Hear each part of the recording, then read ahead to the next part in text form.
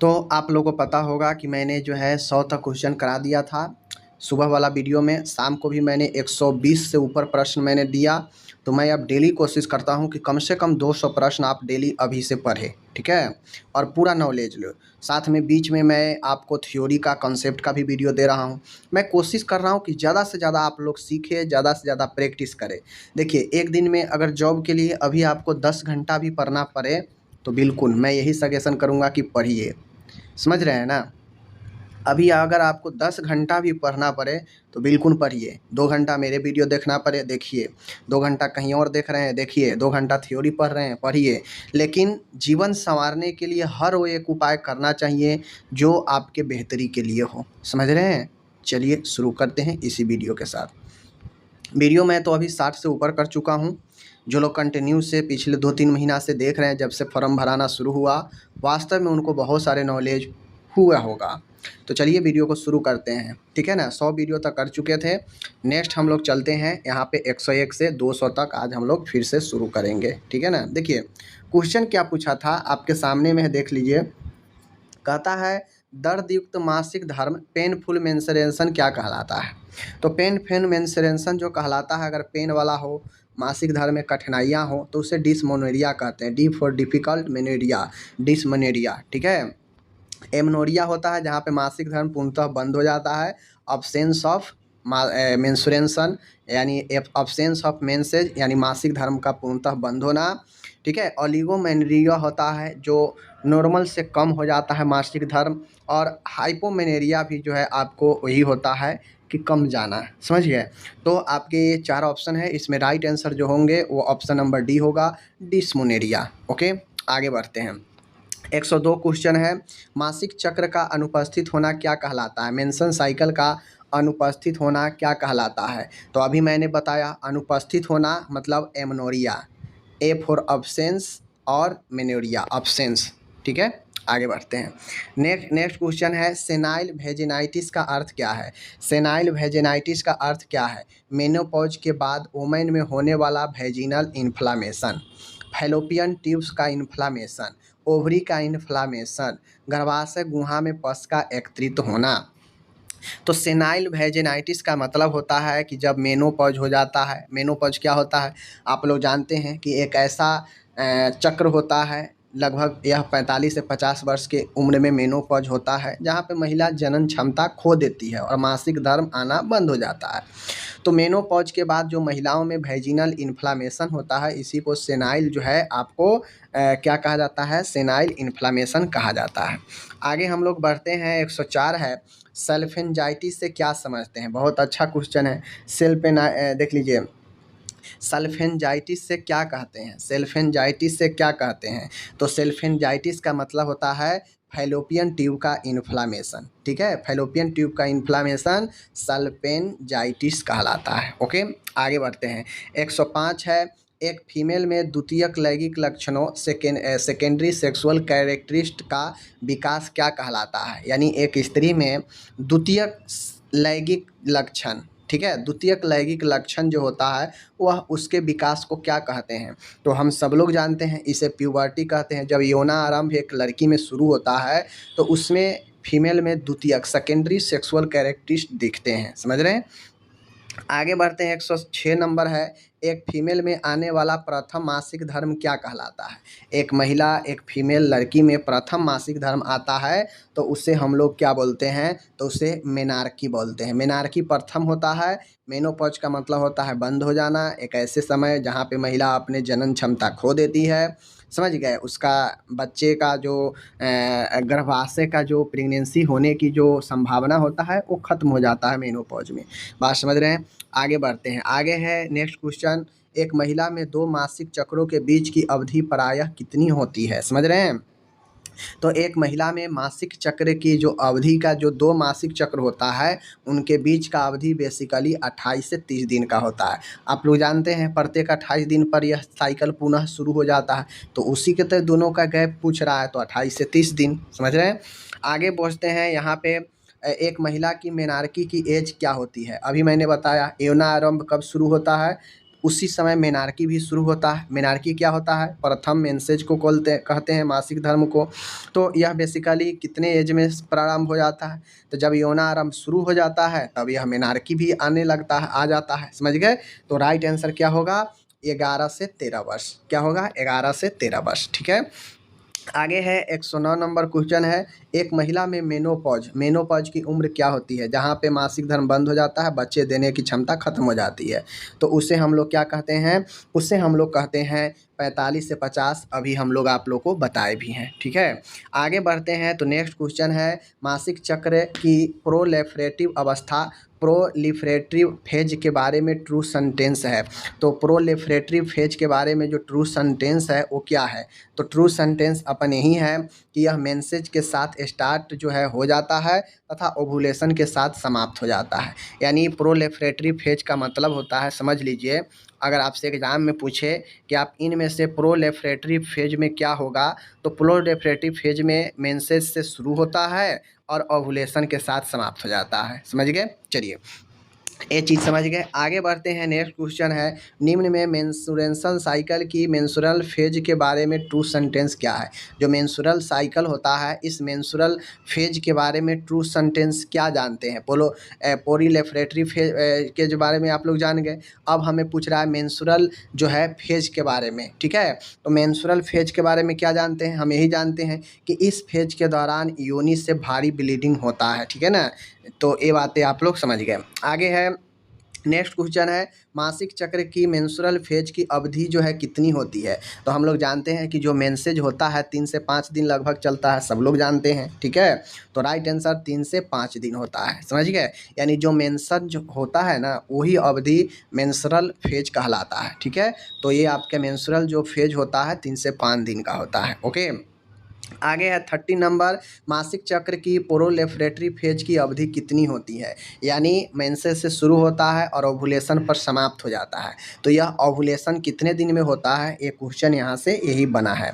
तो ये होगा 9 से 10 दिन। यानी मेंसेस से शुरू होता है और ओवुलेशन पर समाप्त हो जाता है। यानी ओवुलेशन 9 से 10 दिन में आपके प्रोलिफरेटिव फेज में होता है। ठीक है। नेक्स्ट क्वेश्चन है, जब दो मासिक चक्रों के मध्य का इंटरवल बढ़कर 35 दिन हो जाता है तो यह स्थिति क्या कहलाती है? अभी हम लोग पढ़े हैं कि दो मेंस्ट्रुअल साइकिल के बीच में, दो मासिक धर्म के बीच में जो समय है वह बेसिकली 28 से 30 दिन का होता है। ठीक है। एक अभी अगर शुरू है, जब समाप्त होगा तो फिर इसके आने में 28 से 30 दिन का गैप होता है। समझ रहे हैं? लेकिन अगर ये अवधि बढ़कर 35 दिन हो जाए तो यह स्थिति क्या कहलाती है? डिस्मोनेरिया, एमनोरिया, ओलिगोमेनेरिया, हाइपोमेनेरिया। क्या कहलाएगा? तो राइट आंसर ओलिगोमेनेरिया। जैसे ही 35 दिन हो जाता है मतलब मासिक धर्म जो है अवधि आपका क्या हो गया? कम हो गया। तो इस हिसाब से इसे ओलिगोमेनोरिया बोलते हैं। ठीक है। और अगर डिस्मेनोरिया का मतलब हो कि मासिक धर्म के दौरान काफ़ी ज़्यादा दर्द, काफ़ी ज़्यादा पेन, काफ़ी ज़्यादा कठिनाई हो, तो वो डिस्मेनोरिया होता है। ठीक है। नॉर्मल तो जितना होता है सबको होता है, होगा ही, लेकिन बहुत ज़्यादा समस्या, कठिनाई होना, समझ गए, असहनीय पीड़ा, ये डिस्मेनोरिया में होता है। ओके। आगे हम लोग यहाँ पे बढ़ते हैं। एक मेंस्ट्रुएशन के दौरान होने वाले रक्तस्राव की मात्रा तथा अवधि कम हो जाती है तो यह स्थिति क्या कहलाती है? यानी यह एक मासिक धर्म के दौरान एक मेंस्ट्रुएशन के दौरान होने वाला जो ब्लीडिंग होता है, इसकी मात्रा और समय दोनों कम जाए तो इस स्थिति को क्या कहते हैं? तो आप लोग को पता होना चाहिए, मैं बता चुका हूँ कि इसे हाइपोमेनेरिया कहते हैं। यानी रक्तस्राव जो निकलना चाहिए उतना नहीं निकल के कम निकलता है। ठीक है। साथ में अवधि भी इसका बहुत कम होता है, 3 से 5 दिन होना चाहिए, जो उतना नहीं हो पाता है, तो इसे हम लोग हाइपोमेनेरिया कहते हैं। समझ गए? चलिए आगे बढ़ते हैं नेक्स्ट क्वेश्चन की तरफ, आप सभी के सामने है, देख लीजिए। नेक्स्ट क्वेश्चन है अपन यहाँ पे, कहता है कोरोनरी आर्टरी डिजीज का मेन कारण क्या है? समझ रहे हैं बात को? कोरोनरी आर्टरी का मेन जो है, हमें कोरोनरी आर्टरी जो होता है, इस कोरोनरी आर्टरी का मेन कारण हमसे पूछ रहा है। समझ गए? CAD शॉर्ट में कहा जाता है। समझ गए? कोरोनरी आर्टरी डिजीज का मेन कारण जो अपन होता है वो कौन सा होता है? वो अपन मेन आंसर जो इसमें होगा, आप जो है ऑप्शन जो दिया है ना, इसी से टिक मार सकते हैं। देखिए विटामिन सी कभी नहीं होगा, स्ट्रेप्टोकोकल इन्फेक्शन है नहीं होगा, प्रोटीन डिफिशियंसी प्रोटीन की कमी कभी नहीं होगा, मायोकार्डियल इस्केमिया, मायोकार्डियल इस्केमिया क्या होता है? इस्केमिया का मतलब होता है रक्त प्रवाह में कमी, रक्त प्रवाह में कमी, और रक्त प्रवाह में कमी से हार्ट अटैक आता है, ठीक है। और आपको जो है कोरोनरी आर्टरी डिजीज जो है आपके रक्त प्रवाह कमी से होता है, समझ गए ना। तो ये आंसर आपका राइट है। नेक्स्ट है मायोकार्डियल इस्केमिया से क्या समझते हैं? मायोकार्डियल इस्केमिया से क्या समझते हैं? अभी मैंने बताया कि आपको इस्केमिया मतलब होता है रक्त प्रवाह की कमी, ठीक है। और मायोकार्डियल मतलब होता है हृदय के मध्य परत, हृदय के मध्य परत, मायोकार्डियम पढ़े हैं ना। तो ये जो आपका मायोकार्डियल है, इस मायोकार्डियल टिश्यू को इनएड्यू देख लीजिए इनएडिक्वेट ब्लड सप्लाई, यानी ब्लड सप्लाई में कमी, ठीक है ना। तो जो मायोकार्डियल जो टिश्यू है हृदय का, उसमें ब्लड सप्लाई कमी होता है, उसी को हम लोग मायोकार्डियल इस्केमिया कहते हैं। नेक्स्ट क्वेश्चन है निम्न में से क्रॉनिक नॉन कम्युनिकेबल डिजीज कौन है? क्रॉनिक मतलब होता है जो लंबे समय की बीमारी हो, लंबे समय तक, या तो पूर्ण जीवन भी हो सकता है या एक बड़े लंबे समय तक की बीमारी होता है क्रॉनिक। क्रॉनिक के साथ में नॉन कम्युनिकेबल पूछ रहा है, मतलब जो संचारित ना हो, जो एक से दूसरे में जो है न ट्रांसमिशन हो, ठीक है। तो देखिए cancer, diabetes, hypertension, all of the above, ठीक है ना। तो इनमें से तीनों ऐसे रोग हैं जो एक लंबे समय तक की बीमारी है, एक लंबे समय है और नॉन कम्युनिकेबल है। कैंसर भी एक से दूसरे में नहीं फैलता है, डायबिटीज भी एक से दूसरे में नहीं फैलता है, हाइपरटेंशन भी एक से दूसरे में नहीं फैलता है, समझ गए। और यह तीनों अपने आप में क्रॉनिक बीमारी है। कैंसर भी देखिएगा महीनों सालों लग जाता है इससे छुटकारा पाने में, ठीक है। किसी किसी को तो ये अपने साथ ही ले जाता है, छुटकारा भी नहीं मिलता है। डायबिटीज जो होता है अपन, ये भी देखते होइएगा बहुत लोगों को जीवन भर दवाई लेना पड़ता है या जीवन भर जो है मेंटेन करना पड़ता है। हाइपरटेंशन, उच्च रक्तचाप भी वैसा ही है। अगर एक बार दवाई पर आ गए हाइपरटेंशन में तो हमेशा यह बढ़ते ही जाता है, कमता नहीं है जीवन में। तो ये तीनों अपने आप में क्रॉनिक रोग है, समझ रहे हैं। आगे बढ़ते हैं हम लोग। तो निम्न में से कोरोनरी आर्टरी डिजीज का रिस्क फैक्टर नहीं है। रिस्क फैक्टर पूछता तो हम आसानी से बताते, अब पूछ दिया है कौन नहीं है। तो 4 ऑप्शन है, हम पहचानेंगे। 3 होगा जो इसका रिस्क फैक्टर होगा, 1 होगा जो नहीं होगा। देखिए डिक्रीज कोलेस्ट्रॉल लेवल, अगर देखिए हार्ट से संबंधित रोग हो, चाहे हार्ट का कोई भी रोग हो, हार्ट अटैक हो, समझ गए, आपका हार्ट फेलुअर हो, समझ रहे हैं, या आपका जो है आपका CHD कंजेस्टिव जो हार्ट फेलुअर होता है, CHF, वो कोई भी हृदय का रोग हो, यहाँ तक कि CAD coronary, CHD coronary heart disease, या CAD कोरोनरी आर्टरी डिजीज, ये सब के सब जो है कोलेस्ट्रॉल अगर बढ़ता है, अगर कोलेस्ट्रॉल आपके बॉडी में बढ़ता है तो यह सीधा आपके ब्लड नली को ब्लॉक करता है, यानी जगह ब्लड सप्लाई को जो है घेर देता है, जिससे ब्लड सप्लाई हार्ट के तरफ कम होता है और हार्ट जो है काम करना बंद कर देता है। तो बेसिकली अगर कोलेस्ट्रॉल लेवल अगर आपके बॉडी में कम है तो कहीं ना कहीं यह एक बेहतर साइन है, और यह रिस्क फैक्टर नहीं है, ये अच्छे फैक्टर है। तो ऑप्शन तो राइट यही हो जाएगा। लेकिन कोरोनरी आर्टरी आप धूम्रपान करेंगे उससे होगा, मोटापा बढ़ने से भी होगा, फैटी फूड का सेवन करने से भी होगा। तो आपको इन सब चीज़ों से बचना चाहिए अगर हार्ट डिजीज से बचना है तो। बात समझ रहे हैं? चलिए, जबकि यह एक रिस्क फैक्टर नहीं, यह एक गुड फैक्टर है, समझ गए, हार्ट डिजीज को बचाने के लिए। आगे बढ़ते हैं। नेक्स्ट क्वेश्चन है निम्न में से nervous system related non communicable disease कौन है? नर्वस सिस्टम मतलब तंत्रिका तंत्र वाला रोग। CAD कोरोनरी आर्टरी डिजीज अभी पढ़ाए, हार्ट वाला है। डायबिटीज मेलिटिस मेटाबॉलिक रोग है। अस्थमा रिस्पायरेटरी से संबंधित है। CVA जो होता है जिसे सेरेब्रो वस्कुलर एक्सीडेंट बोलते हैं, ठीक है, जिसे हम लोग दूसरे भाषा में स्ट्रोक भी बोलते हैं। तो यह बेसिकली आपका एक नर्वस सिस्टम का रोग है जो कि नॉन कम्युनिकेबल है, ठीक है। चलिए आगे देखिए, नॉन कम्युनिकेबल कम्युनिकेबल कम्युनिकेबल कौन होता है? बेसिकली जो इन्फेक्टेड रोग होता है वो कम्युनिकेबल होता है। जो नॉन इन्फेक्टियस होता है, जो नॉन इन्फेक्टियस होता है, नॉन इन्फेक्शन वाला होता है, वो आपके जो है बेसिकली वह नॉन कम्युनिकेबल वाला होता है, समझ रहे हैं। निम्न में से देख लीजिए, निम्न में से cardiovascular system related non communicable, अब यहाँ पे हृदय वाला पूछा है, कार्डियोवास्कुलर, ठीक है, वाहिका तंत्र वाला, हृदय वाहिका तंत्र वाला पूछा है, नॉन कम्युनिकेबल। तो अभी CAD हो जाएगा, यह CAD कोरोनरी आर्टरी डिजीज, यह नॉन भस्कुलर तो है लेकिन नॉन कम्युनिकेबल है। समझ रहे हैं। आगे बढ़ते हैं। निम्न में से हाइपरटेंशन का मॉडिफाइबल रिस्क फैक्टर नहीं है। देख लीजिए, हाइपरटेंशन का मॉडिफाइबल रिस्क फैक्टर नहीं है, यानी रिस्क फैक्टर नहीं है। एज, हाई इंटेक फैक्ट, ये तो रिस्क फैक्टर है हाइपरटेंशन का। अगर लेते हैं हाई फैट वाला भोजन तो यह रिस्क फैक्टर तो है। एल्कोहल कंजम्पशन, ये भी रिस्क फैक्टर है। फिजिकल इनएक्टिव, यह भी रिस्क फैक्टर है। लेकिन एज हाइपरटेंशन का यह रिस्क फैक्टर नहीं है। समझ गए। तो इन चीज़ों को आप लोग को ध्यान में रखना है। बात को समझ गए। चलिए, ये चीज़ हो गया। आगे बढ़ते हैं। आगे है 123 नंबर क्वेश्चन है, निम्न में से हाइपरटेंशन का मॉडिफाइबल रिस्क फैक्टर है। अब यहाँ पे पूछ रहा है रिस्क फैक्टर है, रिस्क फैक्टर कौन है जिसके कारण आपके हाइपरटेंशन जो है हो सकता है। तो स्मोकिंग, स्मोकिंग तो भाई हाइपरटेंशन का दुश्मन है, एक बात समझ लीजिए सीधा सीधा। तो ऑप्शन डी राइट हो जाएगा।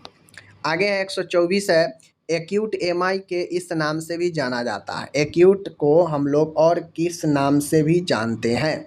हम लोग जानते हैं एक्यूट एमआई मतलब मायोकार्डियल इन्फारक्शन होता है, और अचानक से अगर मायोकार्डियल इन्फारक्शन होता है तो उसे हार्ट अटैक के नाम से भी जानते हैं। ठीक है ना, हार्ट अटैक, हृदयघात नहीं कहता है, ये हार्ट अटैक आ गया मतलब उसे अचानक से एक्यूट एमआई आ गया है। समझ गए। ये हो गया।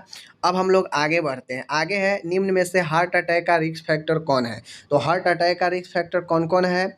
ओबिसिटी, मोटापा, मोटापा के कारण भी जो है लोगों में, अब मोटापा क्यों आता है, बॉडी में फैट बढ़ेगा, फैट बढ़ेगा तो कोलेस्ट्रॉल लेवल बढ़ेगा, कोलेस्ट्रॉल लेवल बढ़ेगा तो वह आपके हार्ट पर अटैक करेगा, आपके हार्ट को ब्लड सप्लाई करने वाला जो नली है उसको जाम करेगा, उसको अवरुद्ध करेगा।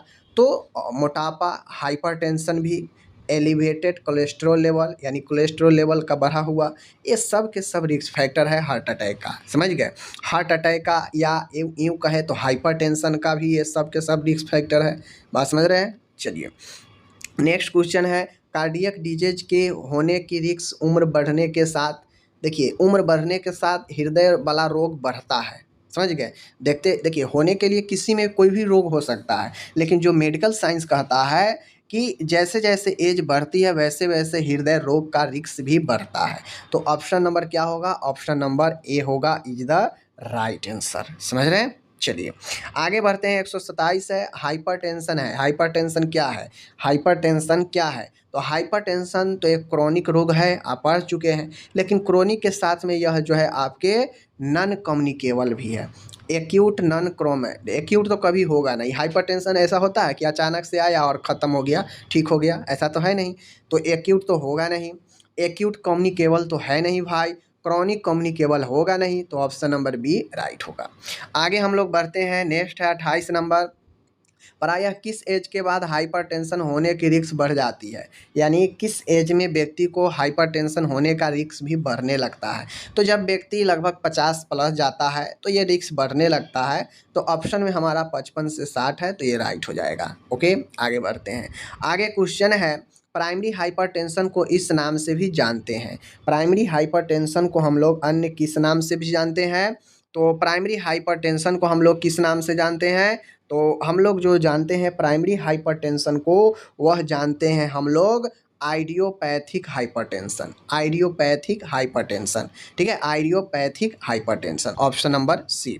आगे बढ़ा जाए। 130 क्वेश्चन है, प्राइमरी हाइपरटेंशन को हाइपरटेंशन भी कहते हैं क्योंकि आइडियोपैथिक, क्योंकि क्या होता है, क्योंकि देखिए प्राइमरी हाइपरटेंशन को आइडियोपैथिक हाइपरटेंशन भी कहते हैं क्योंकि, क्यों कहते हैं इसको आइडियोपैथिक। तो आइडियोपैथिक इसे हम क्यों कहते हैं, क्यों कहते हैं, इसीलिए कहते हैं कि इसके एग्जैक्ट कॉज अननोन होते हैं। एग्जैक्ट कॉज अननोन का मतलब है कि इसका एग्जैक्ट कारण पता नहीं होता है। समझ गए। अब मान गए आइडियोपैथिक का मतलब होता है कि आपका हाइपरटेंशन बढ़ा है, लेकिन यह प्राइमरी होता है। अब प्राइमरी वाला हो सकता है आपके बॉडी एक्टिव ज़्यादा होने से भी ब्लड प्रेशर बढ़ जाता है, तो उससे भी बढ़ा हो, समझ गए। ऊंचा चढ़ाई से भी बढ़ जाता है, तो खान पान से भी बढ़ जाता है। तो ये प्राइमरी में आता है, आइडियोपैथिक में आता है, और ये आपके अनोन है, इसलिए इसको जो है पता नहीं चलता है, इसलिए इसे आइडियोपैथिक भी कहा जाता है। ओके, नेक्स्ट है माय डियर यहाँ पे, और क्वेश्चन है कि निम्न में से कौन सी फाइंडिंग जो है माइल्ड हाइपरटेंशन को इंडिकेट करता है। यानी माइल्ड हाइपरटेंशन, मध्यम जो रक्तचाप बढ़ा होता है उसको इंडिकेट करता है। कौन, इसमें हमें बताना है कौन। तो सिस्टोलिक बीपी 148 mm और डायसिस्टोलिक जो है आपके 90 mmHg, यह माइल्ड हाइपरटेंशन को जो है क्या करता है, बताता है। जैसे मैं बता दूं, 140 से प्लस ऊपर वाला और 90 से प्लस वाला ऊपर वाला, ये सब माइल्ड में आता है, समझ गए। प्राइमरी का मतलब होता है कि 130 के आसपास अगर आपका आता है तो 130 से 140 के बीच में अगर है तो वही आइडियोपैथिक वाला जो है प्राइमरी होता है, बात समझ लीजिए, ठीक है। आगे बढ़ा जाए तो आगे क्वेश्चन है, विटामिन सी के नाम से किसे हम लोग जानते हैं। सबको पता है, किसको नहीं पता है। Ascorbic acid vitamin C, thiamine होता है विटामिन बी, साइनोकोबालामिन के नाम आप लोग बताइए कि क्या होता है, समझ गए। 130 क्वेश्चन है, ह्यूमन बॉडी में आयरन का सर्वाधिक एब्जॉर्प्शन कहाँ पे होता है। यानी ह्यूमन बॉडी में आयरन का शोषण सबसे ज़्यादा किस अंग में होता है। नेक्स्ट क्वेश्चन अपन यहाँ पे है, ह्यूमन बॉडी में आयरन का सर्वाधिक एब्जॉर्प्शन कहाँ पे होता है। सबको पता होना चाहिए, स्मॉल इंटेस्टाइन में। कहाँ पे, स्मॉल इंटेस्टाइन, छोटी आंत में आयरन का सर्वाधिक शोषण होता है, समझ गए।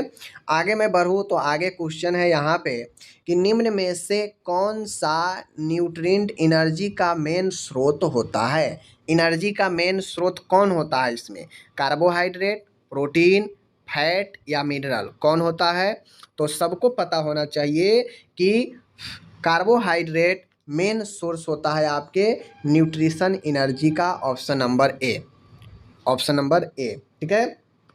आगे मैं बढ़ूँ, 135 है, निम्न में से कौन सा न्यूट्रिएंट एनर्जी का गुड सोर्स नहीं है। एनर्जी का गुड सोर्स नहीं है कौन सा, देखिए कहीं ना कहीं कार्बोहाइड्रेट तो देता ही है, प्रोटीन भी देगा, फैट भी देगा, मिनरल नहीं देता है। खनिज जो होता है वो आपका एनर्जी का सोर्स नहीं माना जाएगा। आगे मैं बढ़ूँ, नेक्स्ट क्वेश्चन है, निम्न में से कौन सा फूड आयरन का अच्छा सोर्स नहीं है। आयरन का अच्छा सोर्स नहीं है कौन, फिश है, स्पिनच है, मेथी है। दूध में आयरन नहीं पाया जाता है, समझ गए बातों को, दूध में आयरन नहीं पाया जाता है, याद रखना है। आगे है क्वेश्चन, नेक्स्ट है, केवल वनस्पति जन्य खाद्य पदार्थों का सेवन करने से कौन सी डिजीज होने की रिस्क बढ़ जाती है। यानी केवल और केवल घास फूस पत्ती अगर आप खाद्य पदार्थों में सेवन करते हैं तो उससे भी बीमारी हो जाएगा। तो उससे कौन सी रिस्क बढ़ जाती है, तो उससे जो अपन रिस्क बढ़ेगी वो आपके एनीमिया हो जाएगा। अगर आप सिर्फ घास पत्ती फूल लेते हैं तो उससे आपको एनीमिया होगा, बात समझ लीजिए, ठीक है। आगे बढ़ा जाए, 138 क्वेश्चन है, निम्न में से न्यूट्रिशनल डिफिशियंसी डिसऑर्डर नहीं है। यानी कौन जो है आपके इनमें पोषण से कमी का जो है बीमारी नहीं है। मरासमस है, स्कर्बी है, ठीक है, ओबिसिटी पेलेगरा, तो ओबिसिटी नहीं है। मोटापा कोई भी न्यूट्रिशन के कमी से नहीं होता है, जबकि किसी न किसी चीज़ के एक्सेस लेने से ही मोटापा होता है, बात समझ गए। चलिए आगे मैं बढ़ूँ, 139 है, निम्न में से किस फूड सब्सटेंस में विटामिन सी मैक्सिमम अमाउंट में पाया जाता है। तो जो विटामिन सी होता है वह खट्टे पदार्थों में ज़्यादा होता है, तो option C orange is the right answer. आगे मैं बढ़ूँ तो आगे क्वेश्चन है, निम्न में से बैसिलस सीरियस फूड पॉइजनिंग उत्पन्न करने वाला मेन फूड कौन सा है। यानी मेन फूड पूछ रहा है, मुख्य भोजन पूछ रहा है जो बैसिलस सीरियस फूड पॉइजनिंग उत्पन्न करता है। तो देखिए जो आपको मैं बता दूं, यहाँ पे ध्यान दीजिएगा कि जो आपके फ्राइड राइस होते हैं, जो फ्राइड राइस होते हैं वो आपके जो होंगे वह काफ़ी बैसिलस सीरियस फूड पॉइजनिंग करता है फ्राइड राइस। समझ गए। 141 है, बैसिलस सीरियस फूड पॉइजनिंग को इस नाम से भी हम लोग जानते हैं। तो इसे हम लोग जो जानते हैं किस नाम से जानते हैं, तो फ्राइड राइस सिंड्रोम। समझ गए। चलिए आगे मैं बढ़ता हूँ। आगे है 142 है, निम्न में से एक वयस्क की विटामिन ए की डेली रिक्वायरमेंट होती है। यानी एक वयस्क की विटामिन ए की डेली रिक्वायरमेंट जो होती है वो कितना होती है। ठीक है, तो राइट आंसर क्या होगा, राइट आंसर 600 माइक्रोग्राम। एक एडल्ट को प्रतिदिन 600 माइक्रोग्राम विटामिन ए की ज़रूरत होती है। 143 है, निम्न में से एक वयस्क की विटामिन सी की डेली रिक्वायरमेंट कितनी होती है। तो आप लोगों को ये सब क्वेश्चन पूछा जा सकता है। तो डेली 40 से 60 ग्राम विटामिन सी की डेली रिक्वायरमेंट 40 से 60 मिलीग्राम होती है। इसको आप लोग को ध्यान में रखना है। विटामिन सी 40 से 60 ग्राम, विटामिन ए 600 माइक्रोग्राम। ठीक है, याद रखना है। नेक्स्ट क्वेश्चन है, यहाँ पे इम्यूनाइजेशन शेड्यूल के अनुसार एक बच्चे को विटामिन ए की पहली खुराक कब पिलाई जाती है। तो विटामिन ए की खुराक पहली कब पिलाई जाती है, 9 माह की एज पर मीजल्स के साथ में यह शुरू किया जाता है। समझ गए। आगे बढ़ा जाए, 145 है, यहाँ पे देख लीजिए, एक बच्चे को विटामिन ए की खुराक किस मार्ग से दी जाती है। तो विटामिन ए की खुराक तो ओरल द्वारा दिया जाता है, सब कोई जानते हैं, कौन नहीं जानता है। ठीक है, आगे मैं बढ़ूँ तो आगे है 146, एक बच्चे को विटामिन ए की खुराक कितने माह के अंतराल पर पिलाई जाती है। तो इसका राइट आंसर माय डियर क्या होगा, 9 माह से 5 वर्ष तक के प्रत्येक 6 माह के इंटरवल पर। तो जो लोग इम्यूनाइजेशन शेड्यूल पढ़े होंगे उनको पता है कि प्रत्येक 6 माह के इंटरवल पर विटामिन ए की खुराक पिलाई जाती है, 9 माह से लेकर 5 वर्ष तक के उम्र पर। समझ गए। आगे मैं बढ़ूँ, 147 है, यदि एक बच्चे को विटामिन ए की पहली खुराक 9 माह की उम्र पर दी गई हो तो दूसरी खुराक कब दी जाती है। तो आप खुद सोचिए कब दिया जाएगा, कब दिया जाएगा। तो 15 माह पर, जब 6 माह के इंटरवल है तो पहला 9 महीने पर दिया गया तो दूसरा 15 माह पर दिया जाएगा, सीधी सी बात है।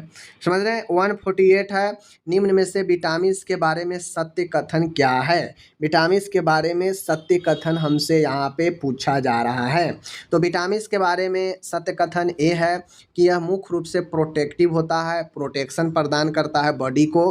ठीक है, एक खाद्य पदार्थ विभिन्न एक्टिव के संपादन हेतु एनर्जी प्रदान करता है, गलत। विटामिन कभी भी आपको एनर्जी नहीं देता है।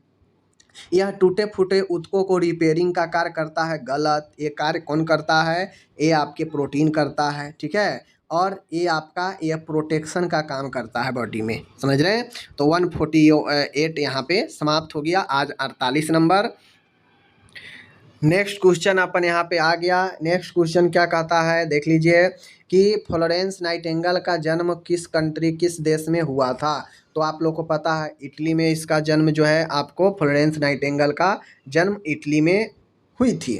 फ्लोरेंस नाइटिंगेल का बर्थ कब, यानी जन्म जो है कब हुआ था, सबको पता है। 18 मई जो है 1820 को, सब लोग को पता है, किनको पता नहीं है। आगे मैं बढ़ूँ, फ्लोरेंस नाइटिंगेल की डेथ कब हुई थी, जन्म सबको पता है तो डेथ भी पता होना चाहिए। डेथ इनका 13 अगस्त 1910 को इनका डेथ हो रखा था। ठीक है, 13 अगस्त 1910। आगे मैं बढ़ूँ तो आगे क्वेश्चन है 152 है, फ्लोरेंस नाइटिंगेल का संबंध है किससे, खानवा के युद्ध से, हल्दी घाटी के युद्ध से, क्रीमिया के युद्ध से, मैसूर के युद्ध से। तो फ्लोरेंस नाइटिंगेल का संबंध क्रीमिया के युद्ध से है। इन्होंने क्रीमिया में जो युद्ध हुआ था वहाँ पे सैनिकों को काफ़ी ज़्यादा इन्होंने हेल्प किया और वहीं से इनको प्रेरणा मिला कि हमें जो है फ्यूचर में लोगों को बचाने में काफ़ी जो है मदद करनी चाहिए। और इन्होंने जो है उस क्रीमिया युद्ध में काफ़ी सैनिकों, घायलों को इन्होंने सेवा दी। ठीक है।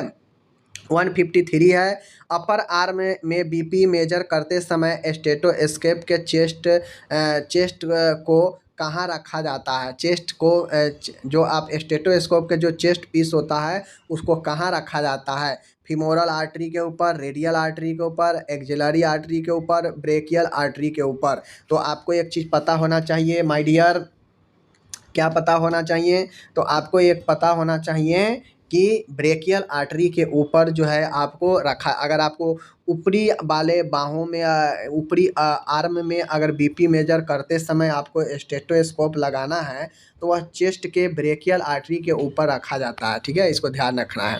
आगे है यहाँ पे 38 डिग्री सेंटीग्रेड बराबर है किसके, आप लोग को फार्मूला सी, ठीक है ना, सेल्सियस को फ़ारेनहाइट में, फ़ारेनहाइट को सेल्सियस में बदलने का फार्मूला याद होना चाहिए, और अगर वो याद है तो यह आराम से बन जाएगा। इसका आप लोग कमेंट कीजिए बनाकर। ठीक है, आगे है 155 है, निम्न में से मिसमैच है, यानी कौन जो है मिसमैच है। नॉर्मल हार्ट रेट इतना होता है, ठीक है, नॉर्मल टेम्परेचर इतना होता है, तो आप लोग बताइए क्या होता है। नॉर्मल रिस्पायरेशन इतना होता है, नॉर्मल बीपी भी आपको इतना होता है, तो इसका right answer option number B होगा। यह मिसमैच है, नॉर्मल टेम्परेचर उतना नहीं होता है जितना यहाँ पे आपके दिए गए हैं। ठीक है, ऑप्शन नंबर बी। आगे मैं बढ़ता हूँ, क्वेश्चन है 156 यहाँ पे है, सडन सेशन ऑफ ब्रीडिंग कहलाता है, यानी सडन सेशन ऑफ ब्रीडिंग क्या कहलाता है। तो सडन सेशन ऑफ ब्रीडिंग जो कहलाता है ऑप्शन नंबर ए एपनोइया, एपनोइया, ठीक है, एपनोइया यानी अब्सेंस ऑफ रिस्पायरेशन। ठीक है ना, आगे मैं बढ़ता हूँ 157 है, वह कंडीशन जिसमें पेशेंट केवल अपर राइट पोजीशन में ब्रीदिंग कर पाता है क्या कहलाता है। वह कंडीशन जिसमें रोगी सिर्फ और सिर्फ अपर राइट पोजीशन में ही ब्रीदिंग कर पाता है, बाकी और में कठिनाइयाँ होती है, तो वह क्या कहलाती है। एपनोइया, डिस्पोनिया, टेकिपोनिया, आर्थोपेनिया। तो इस चीज़ को आपको ध्यान में रखना है, क्या होगा, आर्थोपेनिया। अपर राइट पोजीशन में अगर रोगी सिर्फ ब्रीदिंग कर रहा है मतलब उसे आर्थोपेनिया है, समझ गए। आगे मैं बढ़ता हूँ 158 है, निम्न में से कौन सी पोजीशन में पेशेंट पीठ के बल लेटा हुआ नहीं रहता है, यानी कौन एक ऐसा पोजीशन है जिसमें मरीज पीठ के बल लेटा हुआ नहीं होता है। बात को समझिए, ठीक है ना, बात को समझिए। तो कौन सा है, option number C, knee chest position. Knee chest position में घुटने के बल छाती के साइड से व्यक्ति जो है लेटता है, लेटा हुआ होता है। ठीक है, बाकी इन सब में जो है आपके पीठ के बल होता है, समझ गए। चलिए आगे मैं बढ़ता हूँ 159 है, वह कौन सी पोजीशन है जिसमें पेशेंट का फुट एंड हेड एंड की तुलना में हल्की सी हाइट पर स्थित होती है, यानी जो फुट एंड है वह हेड की तुलना में हल्की सी हाइट पर होती है, यानी यूँ कहा जाए तो ऐसे होता है। ठीक है, ऐसे, यानी यह पैर के साइड हो गया और इधर जो है सिर के साइड है, तो आपके पैर यहाँ पे नीचे की तरफ है, तो और पैर ऊपर की तरफ है, तो यह कौन से पोजीशन में होता है। तो आपको पता होना चाहिए माय डियर कि ये जो आपको होता है वो होता है टेंडलबर्ग पोजीशन में, ऑप्शन ए। ठीक है ना, आगे मैं बढ़ता हूँ 160 है, निम्न में से कौन सी पोजीशन में पेशेंट पीठ के बल लेटा हुआ नहीं रहता है। तो अभी आपको मैंने बताया कि पीठ के बल किसमें जो है मरीज नहीं होता है, तो option number B, prone position में। प्रोन पोजीशन में मुंह के बल होता है व्यक्ति, ठीक है ना, तो याद रखिएगा। आगे मैं बढ़ूँ तो आगे है इंडोट्रेकियल ट्यूब यानी ईटी ट्यूब का संबंध है। ठीक है ना, ईटी ट्यूब का संबंध किससे है, ब्रीदिंग पैटर्न मेंटेन करने से, फ्लेटस पास करने से, एयरवे को क्लीयर करने से, यूरिनरी रिटेंशन को ट्रीट करने से। ठीक है ना, तो इंडोट्रेकियल जो ट्यूब होता है बेसिकली ये जो होता है मैं बता दूं यहाँ पे, वो होता है ब्रीदिंग पैटर्न को मेंटेन करने के लिए इंडोट्रेकियल ट्यूब है। ठीक है ना, 162 है, रेक्टल ट्यूब का संबंध किससे है, तो फ्लेटस पास करने के लिए। ठीक है ना, जो गैस होता है उसको पास करने के लिए रेक्टल ट्यूब जो है आपके यहाँ पे होता है। बात समझ गए। चलिए आगे बढ़ते हैं। आगे क्वेश्चन है 163 है, इंडोट्रेकियल ट्यूब को किस रूट से एडमिनिस्ट्रेशन किया जाता है, नाक से, मुंह से, यूरेथ्रा से, एनस से। ठीक है ना, किससे किया जाता है, तो माउथ से किया जाता है। इंडोट्रेकियल ट्यूब मुंह से जो है आपको एडमिनिस्टर किया जाता है। 164 है, एक पेशेंट को एनीमा देने का पर्पज क्या हो सकता है। एनीमा क्यों देते हैं, बावेल को फीकल मैटर बाहर निकालना, ड्रग एडमिनिस्ट्रेशन करना, न्यूट्रिशन प्रोवाइड करना। तो एनीमा हम लोग बावेल को खाली करने के लिए भी देते हैं, ड्रग डालने के लिए भी देते हैं, पोषण कराने के लिए भी देते हैं। तो एनीमा का उपयोग हर चीज़ में होता है। आगे है 165 है, एनीमा लगाते हेतु पेशेंट को कौन सी पोजीशन प्रोवाइड की जाती है? तो कौन सी पोजीशन प्रोवाइड करते हैं? तो हम लोग करते हैं लेफ्ट लेटरल पोजीशन। कौन सा? Left lateral position. इन बातें को आपको ध्यान में रखना है, ठीक है।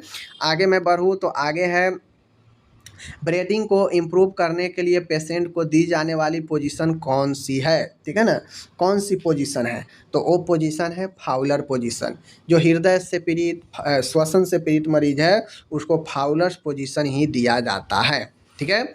आगे मैं बढ़ता हूँ 167 है, आईवी फ्लूइड एडमिनिस्टर किया जाता है वेन में, आर्टरी में और ओटा में, सभी में। तो सब लोग जानते हैं आईवी मतलब इंट्रा वेन, तो वेन में हम लोग एडमिनिस्टर करेंगे। बात समझ रहे हैं। 168 क्वेश्चन है, plastic waste such as catheter, NG tube आदि को किस कलर के बीन में डिस्कार्ड किया जाता है? जो बायोमेडिकल वेस्ट को जानते हैं, मैंने पढ़ाया भी है।